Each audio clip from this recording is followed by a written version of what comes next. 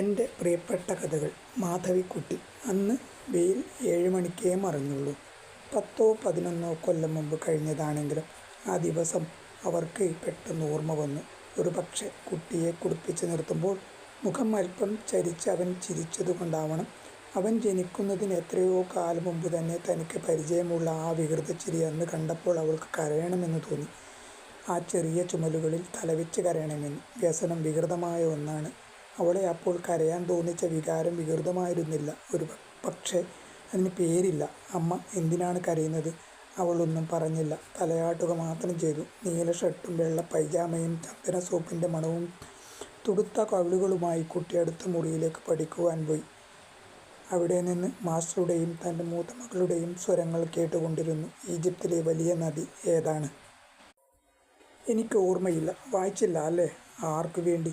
അവൾ മെല്ലെ ചിരിച്ചുകൊണ്ട് ജനലിൻ്റെ അടുത്ത് ചെന്ന് പുറത്തേക്ക് നോക്കി.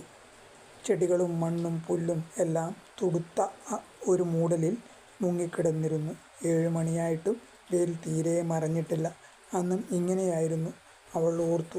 വെയിലിൻ്റെ ഇളം ചൂടുള്ള പുല്ലിൽ താനും ചന്ദ്രനും മലർന്നു കിടക്കുകയാണ്. ആ കുന്നിൻ ചെരുവ് ഇറങ്ങി ഒരു പഴയ കരിങ്കൽ മതിലിൻ്റെ അടുത്തെത്തി അവസാനിക്കുന്നു. അവിടുന്ന് അങ്ങോട്ട് സമുദ്രമാണ്. വേലിയേറ്റമുള്ളപ്പോൾ മാത്രമേ കടൽ ആ മതിലിൻ്റെ അടുത്തേക്ക് എത്തുകയുള്ളൂ.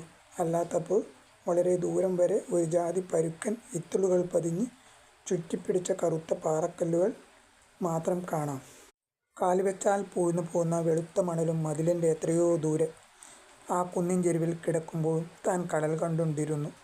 ആ കറുത്ത പക്ഷികൾ ധൃതിയിൽ വടക്കോട്ട് പറക്കുന്നതും സൂര്യൻ മുങ്ങാറായ ആ സമയത്ത് കടലിൻ്റെ നിറം മാറുന്നതും ആ കറുത്ത പാറകൾ നിഴലിൽ മുങ്ങുന്നതും മറ്റും. എന്താണ് ഇത്ര ആലോചന?